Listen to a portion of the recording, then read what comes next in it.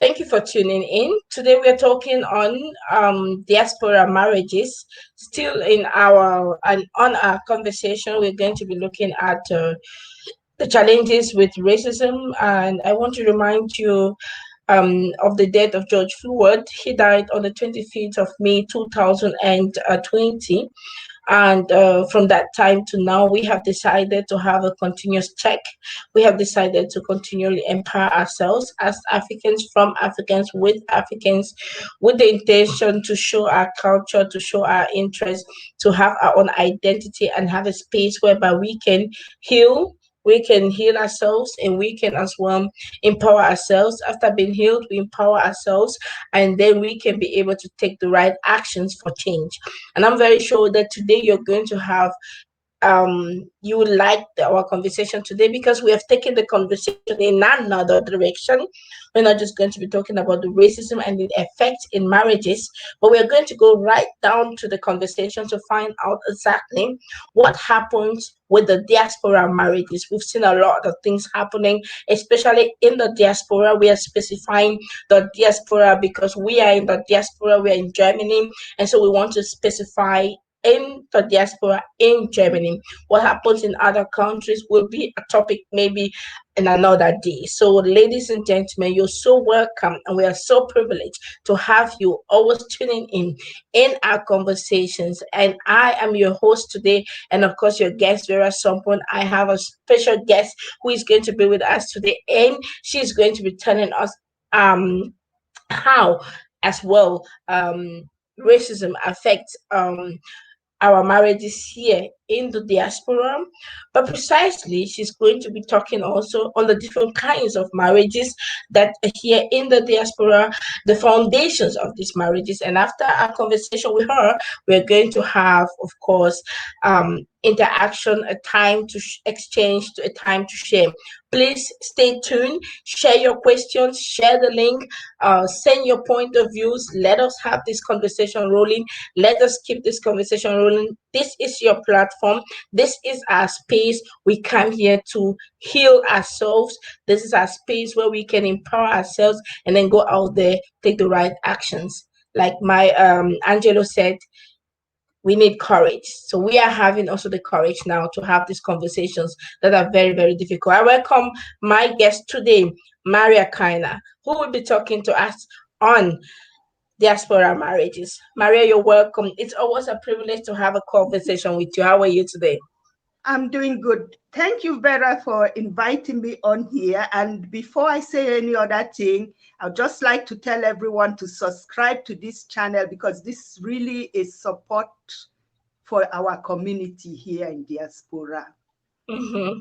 And thank you very much also for that. We had an intensive conversation or training with young people today, and we have amazing experts in the diaspora, and we really have to start working together to support one another and especially to help our continent. And oh, Irene is there. I was just about to talk. I was about to talk on Irene, and she's also there. And she says, "Yeah, I am." Irene, you're welcome. I was about to talk what you did today. We had entrepreneurship and funding. I mean, if you have to go to school to have an MBA in masters in entrepreneurship or business administration, you will need 3 years and a half to have that degree, or 2 years. But you know, this lady took 3 hours to brush down a 3 years course. And so I send you my shouts. Thank you very much for the amazing job. And yes, thank you so much for your being there always, Mesme Moafo. These are the backbones of Sampon Social Service. They're always there to support, and we appreciate you so very much. Thank you very much. The Sampon Global TV is your platform. I'm so happy, Maria. I'm sorry, I have to remove the cat No, already go from the on. bag. I have to remove the cat from the bag. We have been talking Yes, on this, go on. and I know that um we have not concluded how it's going to be, but I think that the topic of diaspora marriages is a wonderful one, and I think that there's no one who is good to talk on that than you. So we have to really make a platform for that, where you have to be talking on the diaspora marriages, so that we have space again to exchange. And One lady, one of our sisters in the diaspora, Maggie, if I've not forgotten her name, said weekends are good and at from 20 o'clock is good. So we have to work on that again and see how you get a show from us so that you can be able to teach the people what is it marriage. Here is your platform. Maria, you're welcome. Thank you for being my guest today. Yeah, thank you, Vera. You know, if we have to talk about marriages in diaspora, it's not really that easy because the framework, the foundation of marriage here is totally different from what we have back home, because marriages are set up here in so many varieties. You have the case of a man coming here, going back to marry when he feels he's settled. You have a case of people meeting themselves here and getting married here, two Africans. You also have a case of Africans marrying white people or people from this country. You have a case of white men, in our case, German men, going to Africa to look for wives. So the foundations are so varied, and so too, there are a lot of various problems, but I think somewhere in between, we can draw a line between all these marriages. There are some challenges that are similar in all these marriages, and then there are, of course, some varieties. Now, let's look at how racism comes into play. Let's start with a typical, what often happens, the typical scenario of a man coming here at a young age. Why is he coming? That's where racism comes in the first place. Because of the colonial powers that we had in Africa, because of the situation in Africa, corruption, everything, we know all this has to do with racism. That's what makes him come out of his country and seek opportunities in diaspora. So already, just leaving Africa was already because of a racial situation. His country was not opportune to give him optimal opportunities. Now this man comes here, he's grinded through the system, he's frustrated, he struggles. He takes much longer to settle down and to think of marrying than he might have if he had remained back home. And when it gets to that time, he's already a bit older. Most of them are even in their mid-30s or going on to their 40s. They now go home to look for a wife. And of course, they are looking for a woman that can bear children. So it's natural they will look for a younger woman. And of course, they have faced so much humiliation in diaspora due to racism that they are now looking for a woman to come with them and feed their ego. So what happens? They target the younger women who they feel will be able to bear children and will be able to give them this respect. And I've often heard, you know, where people say, oh, older men bring young, innocent, naive girls. But I don't think that's exactly true, because I think most girls back home, they've heard the stories of what happened in diaspora. And marriages in Africa don't just occur between a girl and a man. The whole family is involved. And like it or not, there are actually families that even, you know, go to pastors, prayer houses, go to native doctors and everything, praying for their daughter to be targeted by a man in diaspora. So the girl too knows what she's letting herself in for, even though she's pretty young, and at least the family know. And most often when this girl is coming, she's not just coming for love, but the family also has it in back that she's now going to be a kind of money-making machine for them back home. And that's how this marriage started, on the wrong foundation. Now remember, now racism comes into play again. Why? The man does not have opportunity to get to know the woman well, because air flights to Africa are more expensive than even to other countries. When you think of how far the distance and the price you pay, air flights are expensive. Getting visa for the girl to come here is quite complicated if you are not married. So he doesn't really know the girl and jumps into the marriage, which is now a marriage of convenience, not really a marriage of, at least for the girl, maybe not even a marriage of, I want to remain in this marriage. She wants to come abroad. She wants to start making money. But what does the man want? The man wants someone to feed his ego and to have children. Then sometimes you see men here, because they have been grinded through this racist system, some of them, I think, actually believe that by marrying a white woman, they would fit more into this society, or their children will be look more like white people and also fit more. Then they jump into those marriages.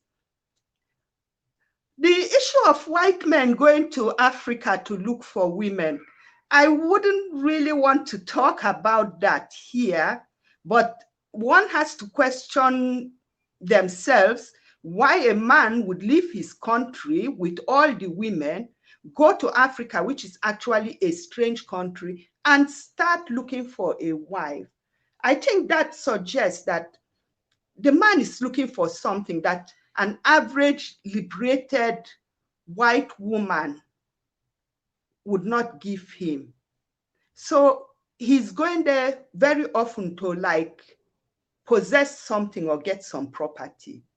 Of course, there's always an exception to the case, but often it is that way too. Then we have our students that meet here and get married. And sometimes you even have people that are refugees that get married. These are more like marriages we have back home, only that the social structure, the framework of getting to know each other's family is often not there. And often these marriages are also just marriages for paper or for convenience of staying in Europe.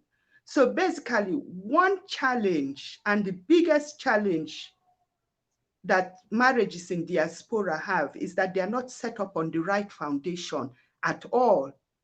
People come in with different intentions, and then it's now time for the reality. Live together, make this function, and that's where it starts getting problematic.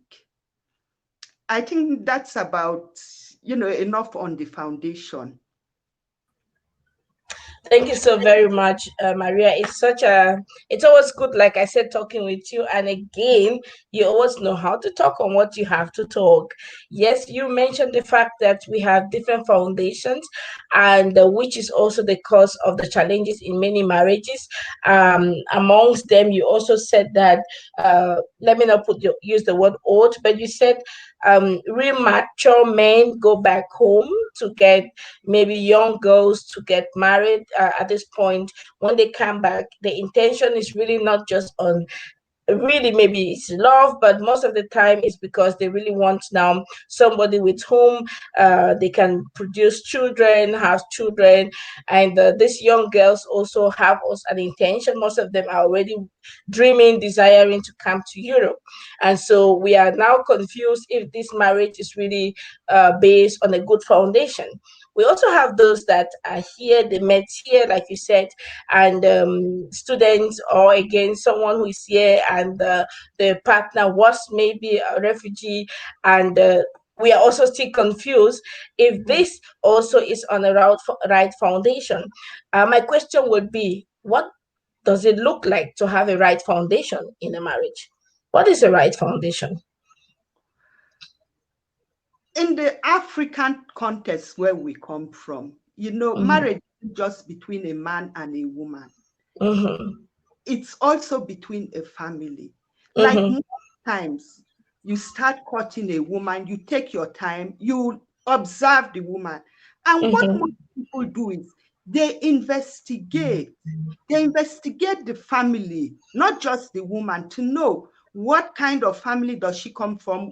In Africa, those investigations can really go very, very far. Sometimes, you're looking, is there any sickness in the family? Is there any health issues in the family? So those investigations go far, and people find out, people ask, when you're in the same environment with a person, and you spend time with that person, you have the opportunity to study the person.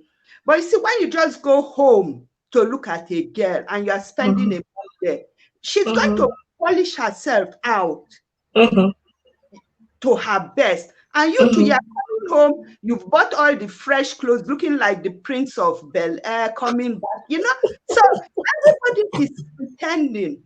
Yeah, but a right foundation of a marriage, for a marriage, you spend time with the person. You see the person when he goes to work, how he comes back, how he comes home sweating. You see the kind of friends he has. Yeah, you know, the group, that's a proper foundation of a marriage. But this is also the disadvantages we have out of our race and all these racial things that are set in place, like tickets being so expensive, visas being so difficult. So let's say you meet a young man here as a student. Maybe you would have like when I met my husband, I knew the first day I saw him, I knew, head, I would like to marry this man. But because his student visa was running out. Now we were kind of pushed into accelerating our marriage. If that wasn't the case, you see, that's also where racism comes in. And so all this denial of people staying, or at that time, you didn't even get a job and stay after yours. So I would have liked to have had more time in this relationship. Same thing happens here with people who meet. You know, you meet a man, then he's deported. You are now rushing to marry, but you haven't really found out, are we really suited for each other? Yeah, so this is this is an amazing conversation, but you permit me ask a very intimate question. Did you meet your husband here, and how did you know he was the right one? Because you mentioned the fact that he was already almost his visa was going to as a student, but you loved him because in many of our conversations you knew from the start that he was the man. How did you know he was the man? I just, it was so bizarre. I saw him, he was coming out of the Fachhochschule. He was doing his second studium then. And I just looked at him and I just said to my mind, oh God, thank you, I've seen my husband. Wow. And how we met, he was even so shy. I was the one who said hello first. And, when I went home and told my sister, I said, God, I've met the man I'm going to marry. She was like, you are crazy. But I was just convinced. Of course, I didn't tell him you're the man I'm going to marry. Of course I not. was convinced once I saw him, this is my husband. So it was just bizarre, But as I said, without that pressure, I would have liked a situation in my marriage if we had had more time, if we didn't feel under that pressure to get married. And I would have felt more comfortable in my marriage if I knew that my husband wasn't dependent on me, so to say, for papers. That puts an enormous stress on a marriage. You can't, because you always think, oh, if I do this or if I say this, the man might think I'm saying or doing this because he's dependent on me. So then my husband came home and said, I've got my own befristed. I said, oh God, thank you. Now I can do and say what I like. Because it's pressure, because the man, it's normal that the other party would think that, yes, because and then it needs a lot of wisdom, to go about with this kind of situation. No wonder I think that many people say it's always good to really get somebody or to have someone that has a certain level so that you can communicate at that level so that nothing is putting you under pressure and all that, right? Let's take that now to come back to the diaspora and the courses. I watched a video the other day that hurt my spirit so badly, and I was thinking the whole time, what is this man really thinking he was doing? But this case was a man, so it doesn't mean that only men have these challenges. Or this particular case was a man who made a video of his wife, and they were having a kind of this kind of conversation. They were quarreling or arguing over money or support from the government, something like this. And we could see from that video, I mean, we have the right of our interpretation. So we could see from the video that the woman just gave birth, something like that. Yes. And now the man was arguing, and then he took videos. And then I suppose that he put this video on Facebook, on the social media. My question the whole time I was watching this video, I was asking myself the question, what was his intention? To destroy the woman, to destroy himself, or to destroy his generation? What do you think could push human beings to expose themselves to this point?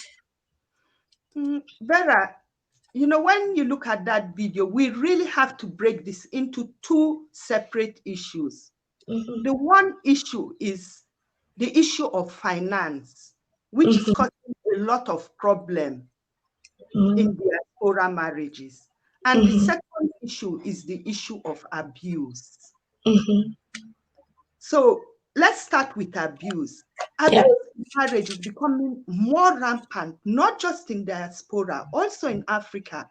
There is a lot of abuse in marriage, and it's even ending up deadly, or you see one person injured for life. And I think you are going to have a lady on here who is going to be doing a program on abuse. And I feel that's very vital, you know, just by the way.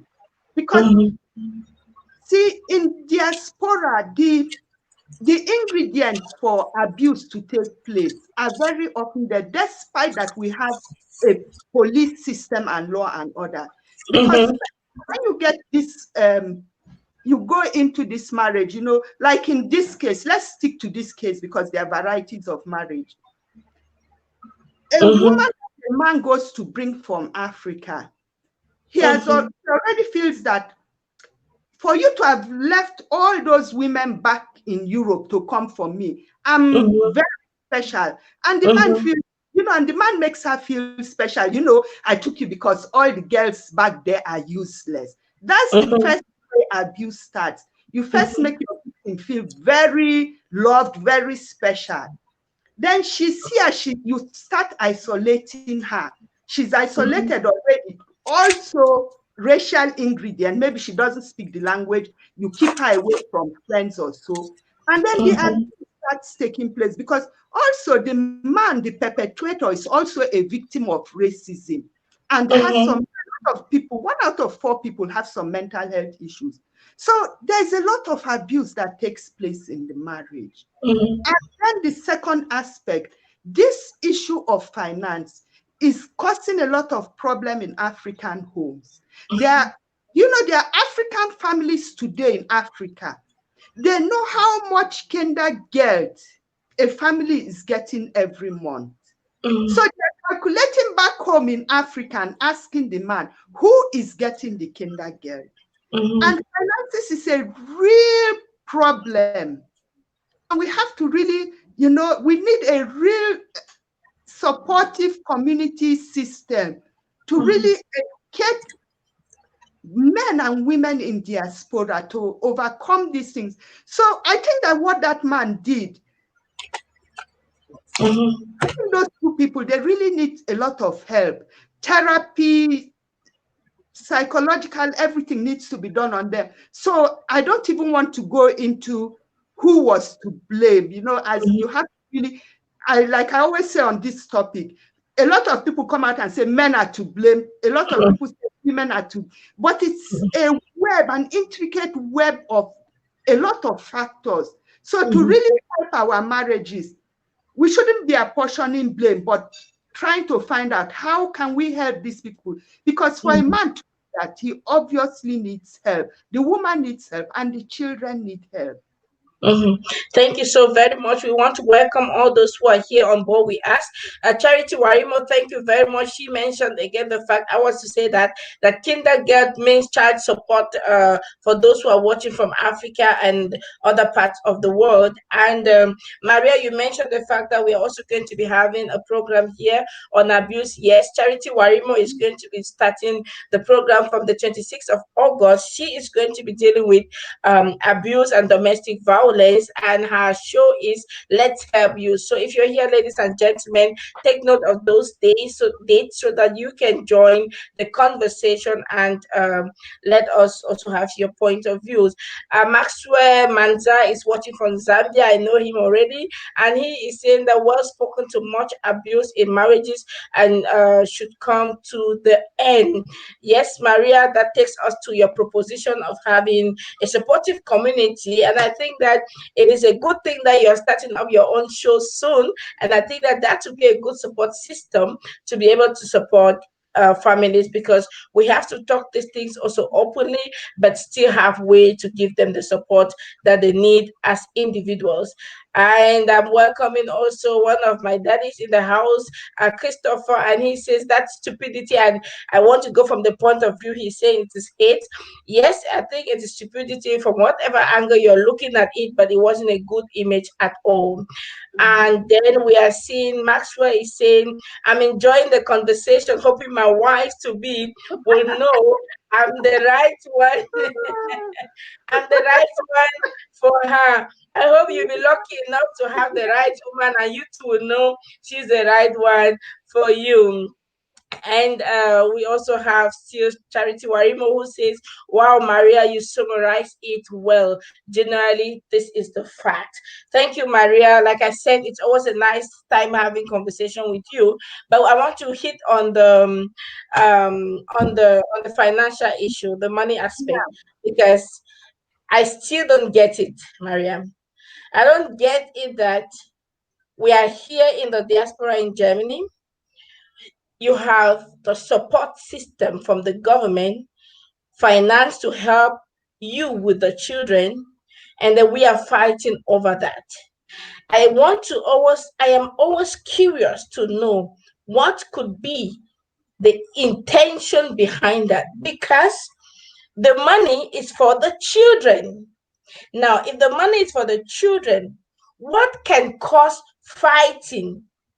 I mean, we can also see it this way. There are some countries that they don't receive support system. Now, what if they didn't have this support system? Would they be fighting?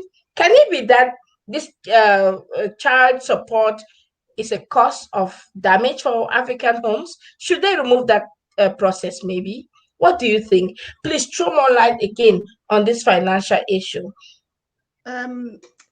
Actually, Kindergeld is a type of tax benefit. See, any money being given to anyone in this country, it's exactly calculated. It's a kind of benefit because parents ought to buy a lot of things for their children. So because you pay tax on everything you buy, you kind of get a percentage back as Kindergeld. That's why you see people that earn very much, they don't even get the money paid out. They get it as a tax benefit. So a lot of people seem to think Kindergeld is for the children. No, it's for the parents to help them, assist them taking care of the children. Now, this doesn't mean it's for the parents, go and build your house in Africa. Because if I'm giving you 100 euro Kindergeld, for instance, I'm assuming that's about the tax you paid on what you bought for the child. So the real reason parents are fighting is because they haven't yet understood that a lot of money has to be invested in these children. A substantial amount of your income ought to be invested in your children. True, education is free, medical is free. But if you really invest in your child, like hobbies, extra lessons when the child needs help, buying adequate clothes, maybe going on holidays and everything, you will find that Kindergeld is nothing. Because sometimes when people say, oh, the government gives you so much Kindergeld or so, I say, for you to say that, it means you really don't know what your responsibility is towards your child. If you were really spending adequately on your child, you wouldn't feel that Kindergeld is much. Some people, they'll cramp up 4 children in a 2-bedroom flat because they don't want to pay more rent, So this fight is coming because we haven't really educated ourselves. But as long as they think that money is to be kept or to be for your business or to do something back home, you always keep fighting for it, because either I build my house or you build your house. That's what it's about. But when you know that this money is for your joint children, to secure them a happy life and a good future, do you think we'd be fighting over the money? You wouldn't. You know, there are bills to be paid with that money. So I think that this comes into play because the kindergarten is not being used for that what it is supposed to be used for. I mean, in your content, I get two things. And you're saying that it is one, lack of ignorance, and two, lack of purpose, the failure to understand the purpose of the kindergarten. Because, and this takes me to the conversation of Miles Monroe, who says, if you fail to understand the purpose of a thing, then two things happens. One, there is misuse. Two, there is abuse. So we can, from this conversation, understand that most African parents or families in the diaspora have not understood the purpose of kindergarten. That's why they fight over it, because the purpose of kindergarten is to support you parents, give adequate support to the children by giving them extra lessons, by giving them adequate addressing, taking them for holidays and all that. And that's why we are fighting on this, also because we are ignorant, and someone defines ignorance as darkness. And when there is darkness somewhere, then there's definitely bound to be problems. So I can understand why problems come because of these two reasons. One, ignorance of the fact that this kindergarten is really not for them. And then secondly, they failed to understand the purpose of the kindergarten. Amazing. Still, I will still stay on money because um these things always get me mad. I really don't even know who I really don't even know what happens in my home with this. I don't know who I don't even know who is in charge of it, because we have in my family we have a joint account over everything. So I really don't know what is happening or what is not happening, because I think that it is going to be managed well and the kids will have their adequate all what they need. So let's go back again. If we have failed purpose, we have not understood purpose, especially the purpose of kindergarten, how then can we effectively, step by step, help our the diaspora families to understand the essence of this kindergarten? That can only be done through support systems and structures in our communities, like the church, or groups, or like you with your social service. I mean, it's all about knowledge and information, passing that information, you see, because if people don't realize, then it's always bound to be a problem. And Vera, there's another problem you have. Many women, when they come here, I have to give it, women, they kind of adopt easily. They come to a system, they see the system, they change. They also want their children to have those things. Like she'll say, yeah, my child should have a phone because other kids are having it. But you see, the men are more conservative and restrictive. So sometimes the fight in the family over the money even comes because the woman would want to have that for her children, or buy new furniture, buy this, but the man would be more like, oh, in Africa people are surviving on 100 euro or so. So you see, also you have in a marriage, also some often in mixed marriages, where you see people have different priorities with what money is to be used for. It causes a lot of conflict. So only by educating ourselves that we can really find out and realize what this money is really for, and how finances should be joined or not joined in a family. I mean, I'm not advocating that people should have joint account. If it works for you, good. Some people may have separate accounts and one joint account they pay into. Exactly. But every family it's always good to sit down and between you two negotiate a model that will work for you, and a middle way to regulate the finances and the needs of the children and the partners in the marriage. I like this one. I like this one. Negotiate a model that will fit in your own family. Let's go again to the comments section. We are having Leah said great content. Yes, that was great content, and that takes me back to the proposition you're making, Maria. You say we need support systems in our community. We need good groups that can also talk on these conversations in a neutral way that everybody can learn out of it. And this is also reminding me again of the fact that we really have to work on the program that you have to manage, which is going to be dealing with diaspora marriages, because I think that it is a concern and that we need more of the helps and the support systems, especially people who are mature enough to give the right information, or again to pass out, transfer knowledge to the younger generation. Again, back to diaspora today, ladies and gentlemen. If you're just tuning in, we have been talking on diaspora marriages, and we somehow linked it to racism. And Maria Kaina says that, of course, racism affects also the diaspora marriages, because when the man comes here, he doesn't usually have all the opportunities that the woman has, and therefore causes some kind of friction even in his ego. And when he gets back home to look for a young, beautiful lady, and the young, beautiful lady is coming here also with the intention to get into paradise. And then when they get here, bam, the clutch starts coming up because the foundations was not really, really well defined and good. Maria, we have spoken about finances as one of the very, very big challenges in the diaspora, and it amazes me because actually the finances should not have been the challenges for the diaspora. And we also spoke about the abuse in marriage. I want to go also in the aspect of the abuse in marriage. There are different kinds of abuse in marriage. Would you mind telling us the different sorts and different kinds of abuses you have observed in the community?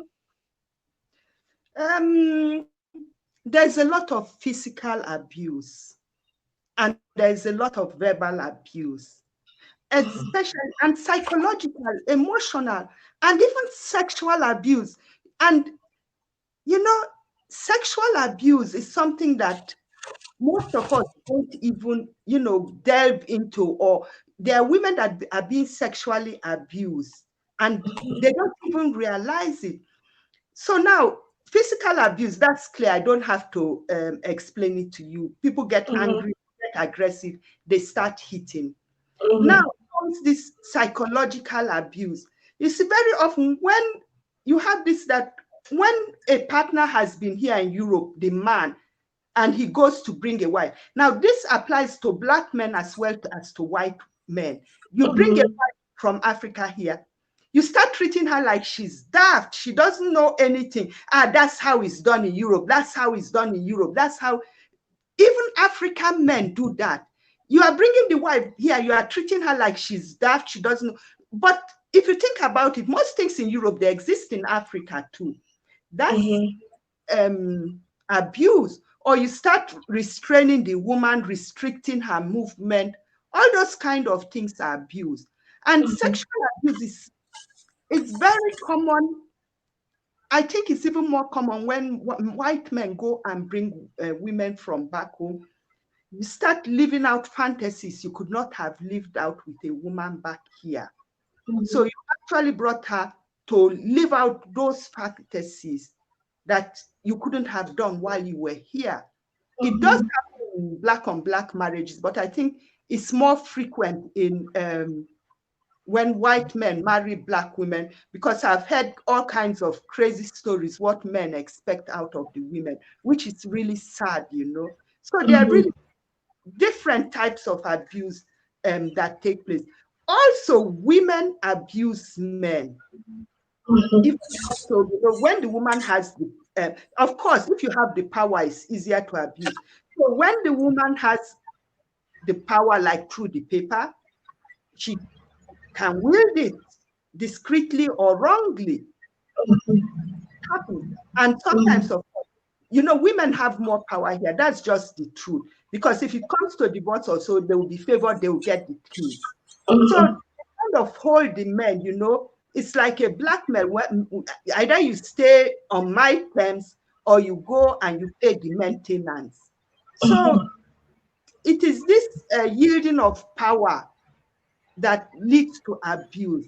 And here again, racism comes into play, because it's very, very unlikely that a black man will have an issue with a woman and go to Jugendamt, and the authorities will try to resolve that problem. Their own option is always leave the man. Leave the man, leave the man, leave the man, take care of the children alone. Then the women think, oh, this is a perfect situation. I'm alone, I have the money. But when those children grow up, you know, they don't have the father figure in the family. The same system that supported you to leave the man is the same system that is going to grab that child and lock that child up in prison or put it in a hole. Then without mercy. Wow, wow, wow, wow. Many things you said, so many things. Let me just welcome again those who are tuning in. If you're tuning in here, we are on the Sunpoint Global TV. That's our webpage. Also on YouTube. Please make sure you subscribe so you'll be getting more of these conversations. And we are also have been on the Sunpoint Social Service page on the Facebook. This is where we are directly now. So please make sure you join the big family so that we have more of these conversations coming in. And Maria Kaina is also going to have a show, especially on this topic, marriages in the diaspora, because I think that indeed we need a space whereby we can come heal and without pointing accusing fingers on nobody. That's why I like the balance that you brought in, Maria, when you said that there's male abuse but also women abuse, because I was about to bring up that idea of the female also abusing the male. But what marked me again was the sexual abuse. I'm so curious to know it a little more detailed. I'm just curious. Would you again tell us, how do you mean, what is that sexual abuse? Is it only men towards women, or how do we get to understand that? And how can that affect also the relationship? Oh, it could be women or men. To now, you know, I'm not a psychologist or an expert, you know, but so I can just give you a usual definition. I think you have an expert coming in. But you see, when a man, let me put it this way, sexual abuse is actually so horrible because you kind of force the woman to rape herself. How? Because now, you know, in a classical rape case, you would go on the woman even though she's unwilling. But in this case, you put this woman in a tight corner, you are being abusive. So she now thinks that, okay, if I do those things to please you, you would be nice to me, or you will stop, you will not deprive me this thing, or you understand what I mean? So she forces herself to give in to the will of the man, which she would not normally. She forces herself to do things with the man which she would not normally want to do. Sometimes, of course, you know, there are some things that are totally against our religion or tradition, but she forces herself to do them with the man because she feels she hasn't any choice. Because if she doesn't do it, you know, the man starts getting aggressive or threatening to kick her out or not sleep with her or not to give her money. So it's like you are virtually raping yourself, which is even worse than a rape, because you are forcing yourself to pretend you are enjoying it or to do it. But ouch. Yeah, most people don't really, you know, haven't even really understood that they are being sexually abused. And it does happen in black on black marriages too. You know, you see a man, maybe something he could not ask of you normally, he'll start finding a quarrel or something, then okay, to make up, let's now do this or so. And it happens the other way around too. I mean, even a woman can use that pressure on a man to, you know, I mean, you often hear of some of our men, I don't really want to go into these sexual topics, you know, complaining that the woman is over Demanding. demanding, let's put it like that.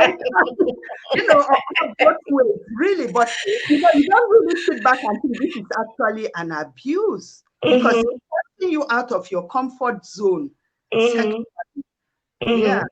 Wow, this one is a new one too for me. Thank you for the exposure and the enlightenment. Let's talk on emotional abuse. You just passed over it. Uh, what is emotional abuse? Someone is listening to us now out there, and maybe he or she is in such a relationship. What should that person understand? What's emotional abuse, and how does this really affect the diaspora marriages? See, if emotionally you don't feel right, then you are being emotionally abused. Emotions, that's the best way to describe it. If something is happening to you and emotionally you are upset and hurt, then you are being emotionally abused. And men can do it it can happen in so many ways. And it can happen everywhere. I think what makes it so difficult in diaspora is that when women don't have a network to fall back on, then you don't have anybody to talk to about it. So it's all bottled up in there. But basically, I would say if you notice that emotionally you are not happy, sometimes, as I said, when the man keeps on you, or you don't know it, putting you down in front of friends, telling you are not capable. There's so many different ways. But this emotional, psychological, it's all intertwined, and one doesn't Mm, often exist without the other. Mostly mhm, they are intertwined. mhm. I would And like you to have a kind of example because we need to have, we are talking now to people and they'll come after to listen to us. My question, what's an example? Do you have an example where we can say this can look like emotional abuse or psychological abuse? it would depend on how the woman takes it. Now, Mm-hmm. see, we're all different in taking. So you Yes. can't just say broadly like this. There are Exactly. some women, they are bold, they are loud, they are everything. So when you say you get out of here, they'll say you get out first. But then there are some women, they are timid. So it always depends on who the woman is. But Yes. when a woman is in a situation where she is dependent on you, I think that's the key word. In any time you're in a relationship where one person is dependent on you financially for their stay or anything, and you start exhibiting those traits like putting the person down, isolating them, denying them opportunities, and you see that the person is affected by it, then it's an abuse. Okay, thank you so much. Let's go now to if you see that the person is affected by it. But now we have situations now, and that's why we want to insist and stay on diaspora marriages because there's a way that the people are dealing with their female humans in some of the parts of the world. And so when they come here now, they have a challenge. And usually they say, this woman has changed or this man has changed. Now, in the diaspora we have those opportunities that you can at least um you can work, the woman can work, the man can work, you both are working and you go out and come back, um Yeah. and then the man is not being really able to help the woman. Can one put that a little like it's some sort of an abuse also? But the men do not realize that it's an abuse because they say that that's how we do in Africa. But take note of the circumstances. The man works, the woman works, both bring in income, both have children, and then there is a system that says you submit, and the woman is doing everything, broken herself, killing herself, and the man don't seem to see that it is anything wrong. Or is that something wrong? Is there anything wrong in that, by the way? That's a physical abuse, that's an emotional abuse and a psychological abuse. What my husband jokingly said to me, when I said, can you do this for me? He said, oh, in Africa, would you ask your husband to do this? I said, my dear, in Africa, I wouldn't be giving the children a bath. I also wouldn't be washing plates because there'll be, I mean, do you see a woman of my age washing dishes in Africa? Let's be real, you know. So I said, Africa also won't be doing this. So both of us have to adjust here. That is certainly true. I think we talked of this in our last, when we had our last interview. The man is traditionally the provider. The moment a woman steps in to start joining you in your role of providing, you have to start joining her in her role of taking care of the home. And you know, when a woman tells you, I need help, for God's sake, she's not trying to tell you, you know, I'm walking like a man, now you come down like a woman or walk like a woman. When you know how work is here in Germany, when they say 5 hours, you are working 5 hours. You know, work is hard, no matter what type of job you are doing. Working here is hard, physically, mentally, it's hard work.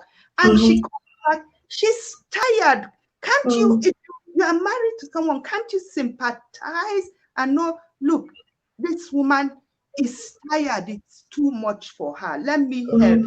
That's the humane thing to do. I mean, this man that is complaining, would he see his mother or his sister doing such a thing and be happy? When does the woman get to rest? Especially women with young babies.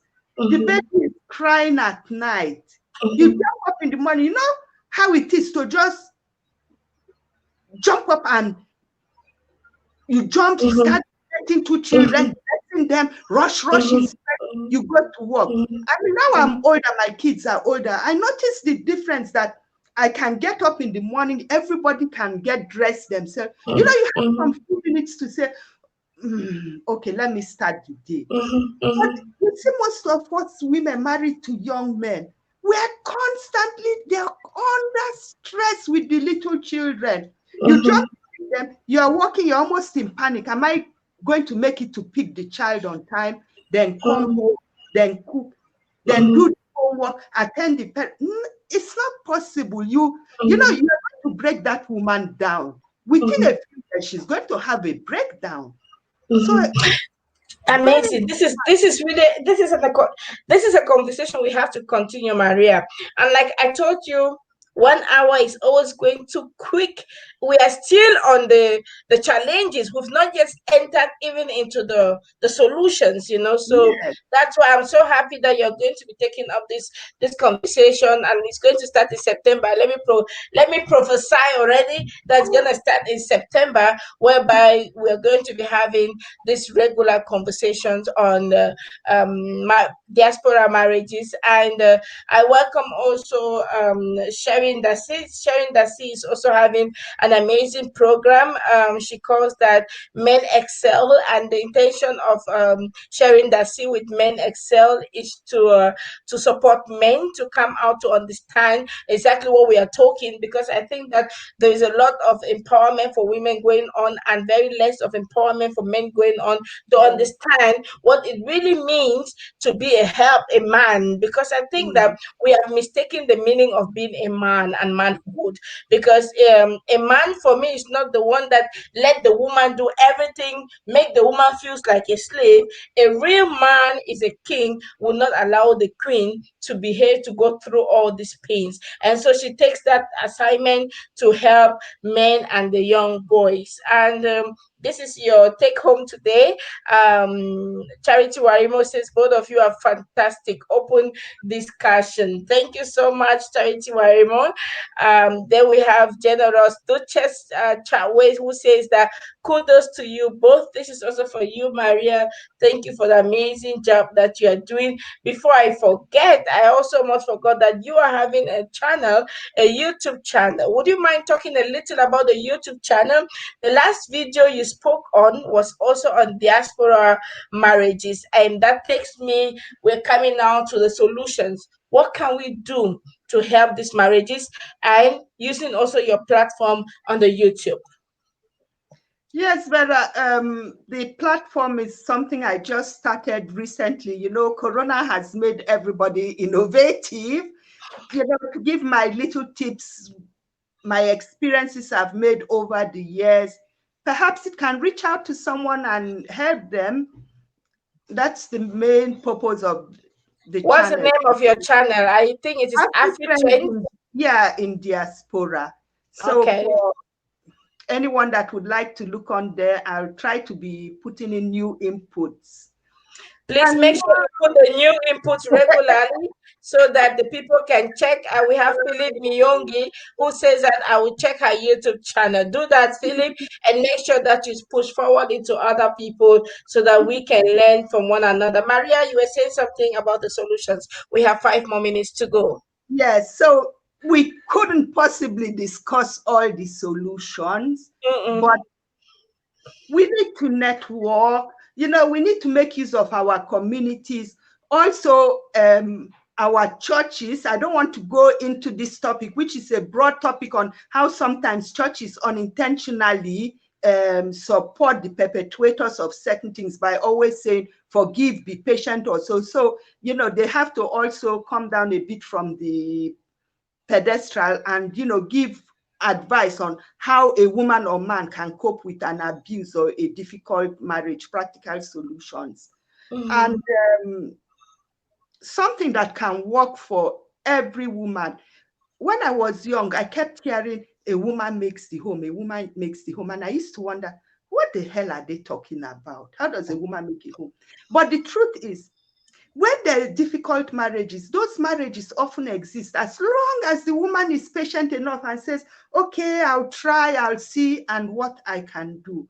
So for us women, I'm a woman and I'm talking to women now.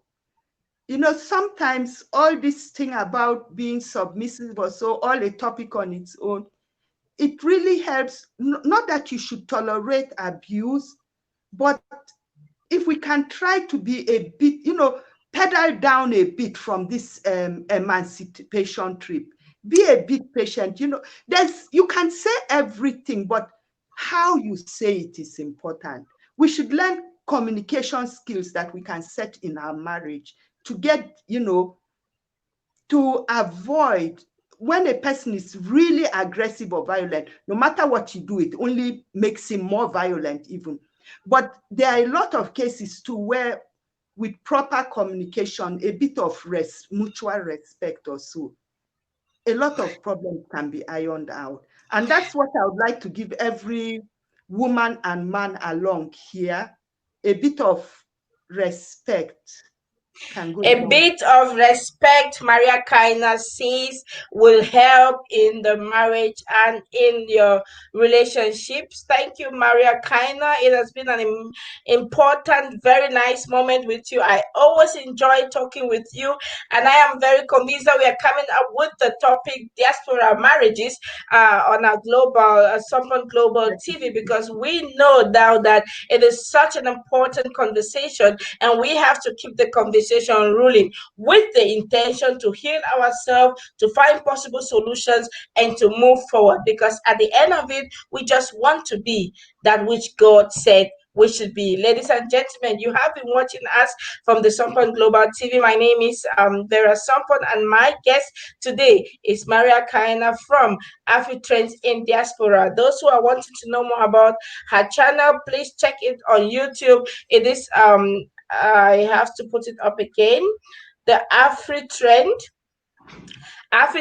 in Diaspora. Please check it out, and then let us meet again next time. We're having another conversation, and then from September, be expecting the marriage conversations here with Maria Kaina. Of course, I will not want to go without thanking also the moderator, Charity Warimo. She is moderating on Let's Help You, and her topic is on abuse. Ladies and gentlemen, thank you for being here. It's always a nice thing to have this platform and to share with you. Make sure you share our pages and join us in our next conversation. Maria, have a nice evening, and let's meet shortly. Thank you. Thank you. Mm-hmm.